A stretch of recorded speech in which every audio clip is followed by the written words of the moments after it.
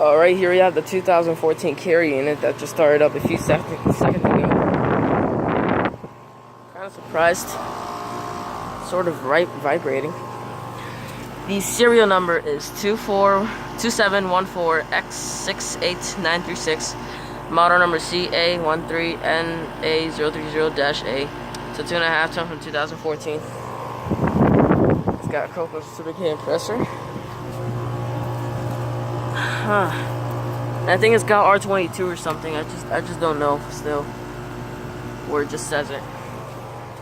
And right here's the 2005 Goodman. Goodman scroll says it everything in the serial number when the dab handle's faded, just in case. Serial number 05E9750506H. And I think that I cannot find the model number, but this is from 2005. Goodman super compressor says it. 27 week of 2014 carrier unit.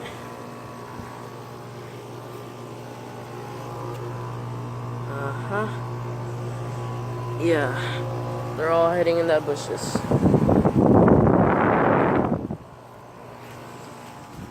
But yeah, the 2014 carrier 2.5 ton unit and the 2005 Goodman unit. 2014 carrier unit it's already started up, and that Goodman just shut it off. Over and out.